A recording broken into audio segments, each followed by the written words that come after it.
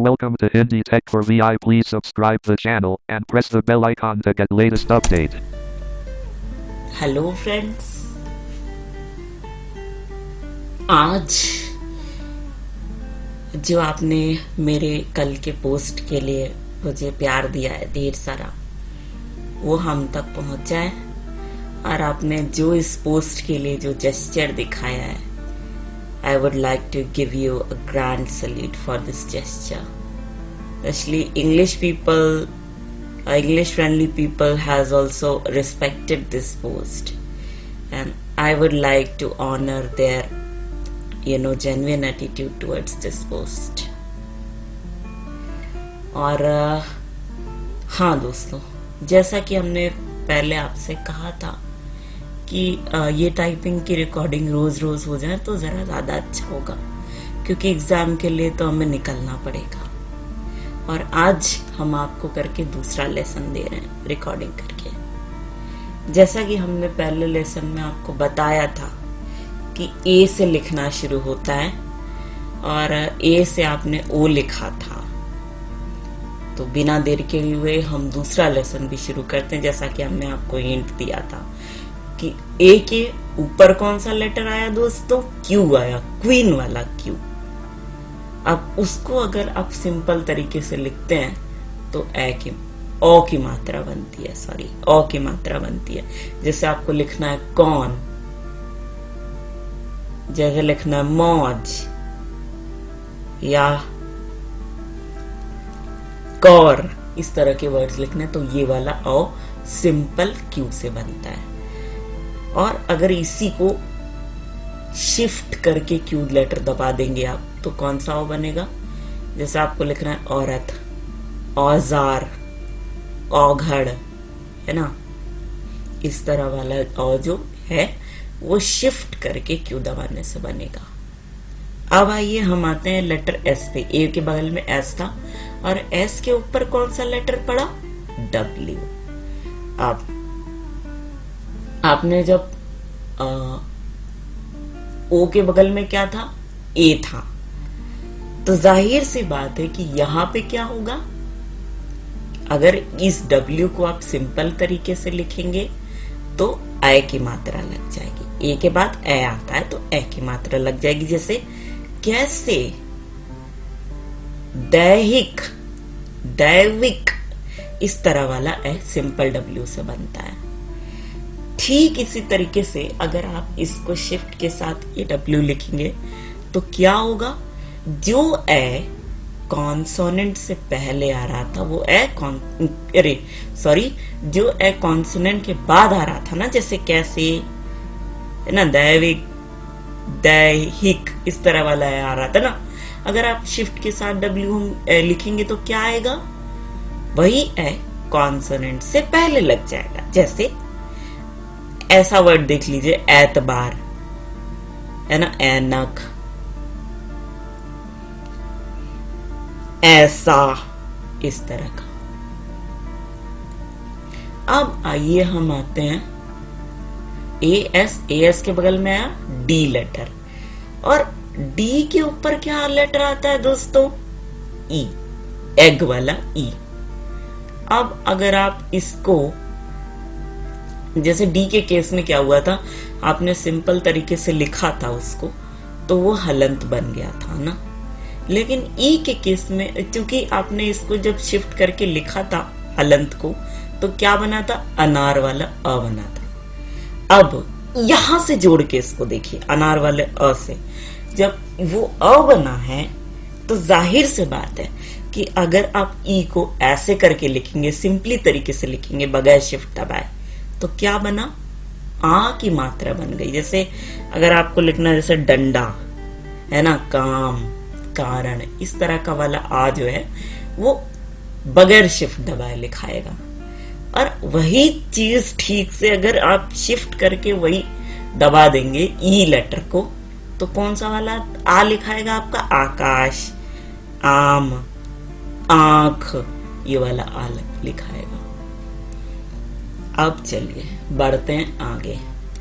D के बगल में कौन सा लेटर है? एफ, और एफ के ऊपर कौन सा लेटर आता है? आर आता तो अ के बगल में क्या आया था? ई आया था, छोटी ई आया था ना। और छोटी ई आया था जब, तो जाहिर सी बात है छोटी ई के बाद कौन सी क्या आता है? बड़ी ई आता है।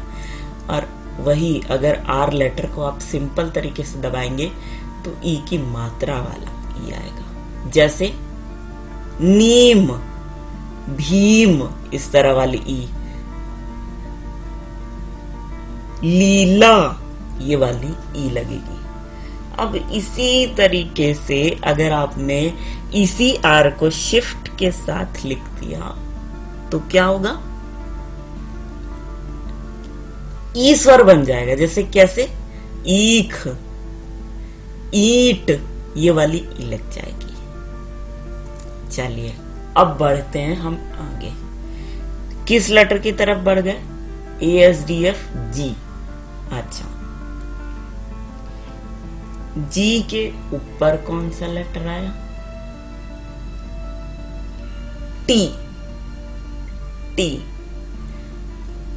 अगर इसी टी को, टी वैसे जी से आपका छोटा ऊ बना था, अगर इसी टी को टी से क्या बनेगा? इसी तरह से अगर लगाइए छोटा ऊ के बाद क्या आता है? बड़ा ऊ। सिंपली इसको अगर आप टी को लिखते हैं बगैर शिफ्ट दबाए तो वो बड़ा ऊ की मात्रा होती है। जैसे कूप, रूप, है ना, अनूप, इस तरह वाला ऊ लगता है। अब इसी टी को अगर आप शिफ्ट के साथ लिख देंगे तो क्या लगेगा? बड़ा ऊ स्वर बन जाएगा। जैसे ऊपर, ऊन, है ना, ऊख, ये वाला ऊ लग जाएगा। अब आइए इधर की तरफ। जी के बगल में कौन सा लेटर आता है? हनुमान वाला एच। और एच के ऊपर कौन सा लेटर है? वाई। Y for Yogesh. आपने अगर ध्यान दिया हो पहले लेसन में तो क्या लिखा था? एच। एच से क्या बन रहा था? प। और एच को अगर शिफ्ट करके लिख रहे थे तो फ बन रहा था, फल वाला। यहीं पे देख लीजिए, यहां पे फ के बाद क्या अक्षर आता है? बलिया वाला ब। और इसी अगर एच को सिंपल तरीके से आपने लिखा बगैर शिफ्ट दबाए तो ये बलिया वाला ब बनेगा। बाढ़, बड़ाई, है ना, बाट, ये वाला ब। अच्छा, इसी को अगर आपने शिफ्ट करके लिखा तो क्या बनेगा? ये बन जाएगा आपका भ। जैसे आपको लिखना है भारती, भारत, भारती,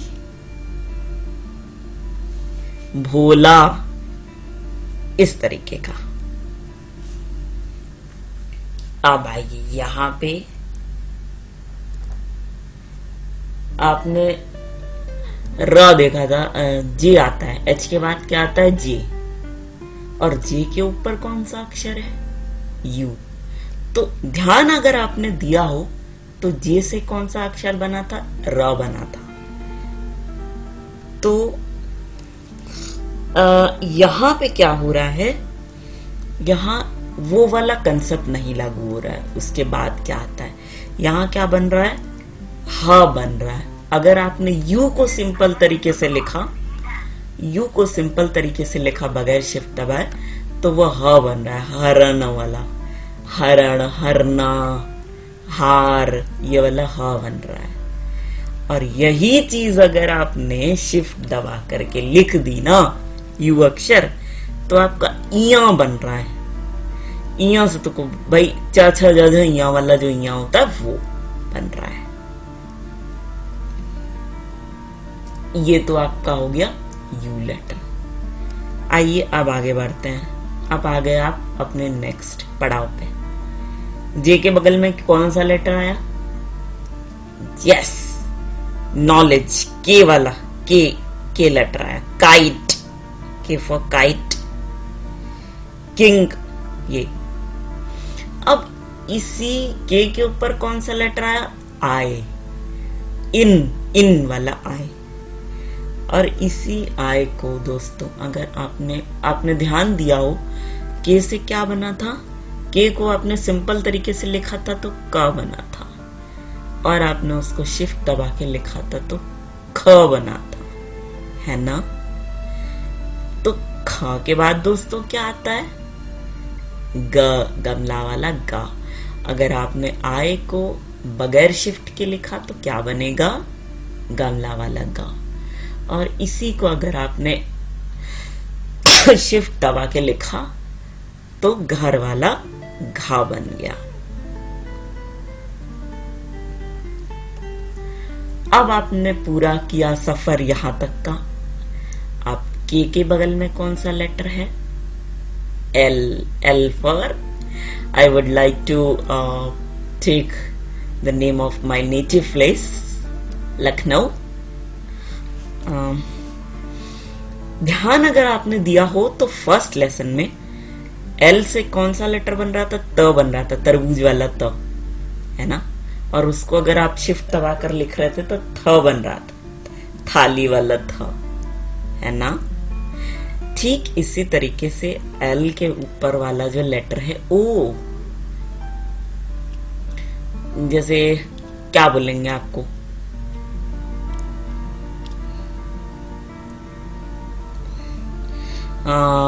अनियन वाला O,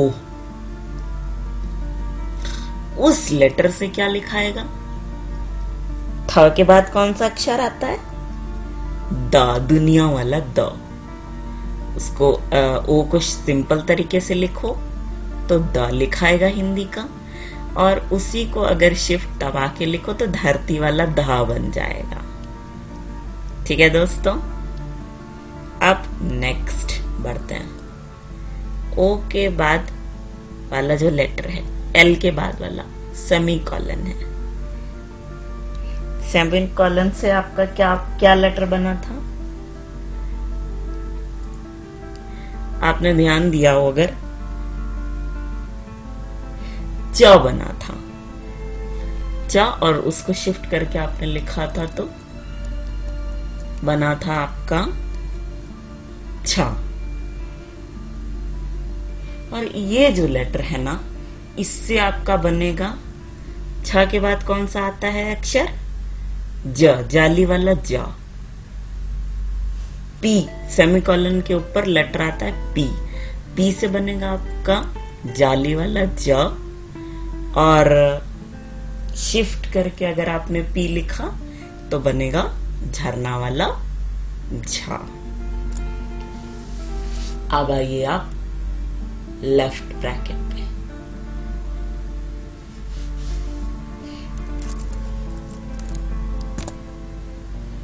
हाँ दोस्तों, तो हम थे लेफ्ट ब्रैकेट पे आ गए थे। पी के बाद वाला जो लेटर है, सेमी कॉलन के बाद, सेमी कॉलन के बाद मेरे ख्याल से अपॉस्ट्रोफी है, उससे ट बन रहा था, और उसको आप शिफ्ट करके दबा रहे थे तो ठ बन रहा था। लेकिन पी के जो ऊपर, हाँ, पी के बगल में जो लेटर है वो आता है आपका लेफ्ट ब्रैकेट। और लेफ्ट ब्रैकेट को अगर आपने दबा दिया, लेफ्ट ब्रैकेट अपॉस्ट्रोफी के चूंकि ऊपर है, और लेफ्ट ब्रैकेट को आपने अगर ध्यान दिया हो तो अपॉस्ट्रोफी से आपका बना था ट, और अगर आपने उसको शिफ्ट करके दबाया था तो बना था ठ, ठठेरा वाला ट, ठ। तो जाहिर सी बात है लेफ्ट ब्रैकेट से क्या बनेगा? ठ के बाद क्या आया दोस्तों? ड। अगर लेफ्ट ब्रैकेट को आपने सिंपल तरीके से दबाया तो आपका बनेगा ड, डमरू वाला ड। और वही चीज आपने शिफ्ट दबा करके की तो क्या बना? ढक्कन वाला ढा। अब आइए नेक्स्ट बात करते हैं। और उसके बाद तो एंटर था। एंटर तो दोस्तों बड़ा होता है, और एंटर के ऊपर ना दो लेटर होते हैं। एक लेटर तो होता है आपका राइट ब्रैकेट, और एक लेटर होता है आपका बैक स्लैश। तो राइट ब्रैकेट से आपका क्या बनता है, नुक्ता, नीचे की बिंदी। ऐसा होता है दोस्तों, जैसे आपने लिखा, जैसे आपको कई बार आपको लिखना होता है पेड़, है ना, लड़ाई, ड के साथ अगर नुक्ता का यूज देख लीजिए क्या है, किस किस अक्षर के साथ होता है। नुक्ता का जो यूज होता है दोस्तों वो 2 अक्षर के साथ होता है। किसके किसके, एक तो ड के साथ होता है और एक तो ढ के साथ होता है ना। अगर ड के साथ वो अक्षर यूज होगा नुक्ता, तो ऐसे ऐसे वर्ड्स आप लिख सकते हैं, जैसे पेड़ हुआ, लड़ाई हुआ, है ना, लड़का, लड़की, ठीक है। इस तरह के वर्ड्स आप लिख सकते हैं। जैसे आपको लड़का लिखना है तो आप लिखिए ल, फिर ड के बाद आप नुक्ता लिख देंगे और क और आ की मात्रा, तो आपका बन जाएगा लड़का। और आपको जैसे पेड़ लिखना है तो प, ए की मात्रा, ड और ये नुक्ता लिख देंगे, तो आपका पेड़ लिखा जाएगा। तो ये हम कह रहे हैं दोस्तों कि ये जो राइट ब्रैकेट है, इससे आपका बना नुक्ता। और नुक्ता को शिफ्ट करके कुछ नहीं लिखाता है, वो ना बोलता है लेकिन लिखाता कुछ नहीं है। ना, या मतलब ना का मतलब आप ये समझ लीजिए कि अंगा के सेंस में बना, जैसे वांग, मय या इस तरह की चीजें, वो अनुस्वर भी काम कर लेता है, इसीलिए उसकी जरूरत ज्यादा पड़ती है नहीं, तो इसलिए उसको इग्नोर ही मारना सही रहेगा, नहीं तो आप कंफ्यूज हो जाएंगे, है ना। अब जो लास्ट लेटर इस लाइन का आ रहा है वो क्या है, बैक स्लैश। तो दोस्तों बैक स्लैश अगर आप आते हैं तो बैक स्लैश से आपका क्या लिखा था, अर्धचंद्राकार। देखिए दोस्तों, इंग्लिश के जो वर्ड्स होते हैं ना, जैसे आपने लिखा डॉक्टर, है ना, कॉफी, है ना, लॉफ्टी, सॉफ्टी, साइकोलॉजी, इस तरह के जो वर्ड्स होते हैं ना, इसमें अर्धचंद्राकार यूज होता है। जैसे अगर आपको लिखना है डॉक्टर, तो आप कैसे लिखेंगे, ड में आ की मात्रा, वही अर्धचंद्राकार, आधा क, टमाटर वाला ट और र।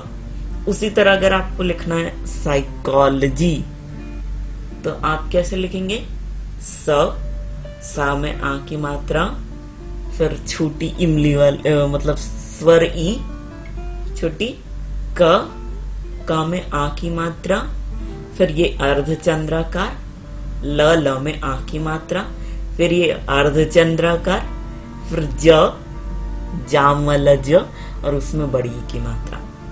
और इसी तरह कॉफी लिखना है तो क, फिर उसमें आ की मात्रा, फिर ये अर्धचंद्राकार यानी बैक स्लैश, फिर फल वाला फ और ये बड़ी की मात्रा। तो इस प्रकार से दोस्तों आपका ये दूसरा लेसन भी हुआ, सफा चट बराबर खत्म। और इसी दूसरे लेसन के खात्मे के बाद हम आपसे लेना चाहेंगे इजाजत। तब तक के लिए हम आपको कहते हैं स्वीट ड्रीम्स और आप हमें कहें गुड नाइट।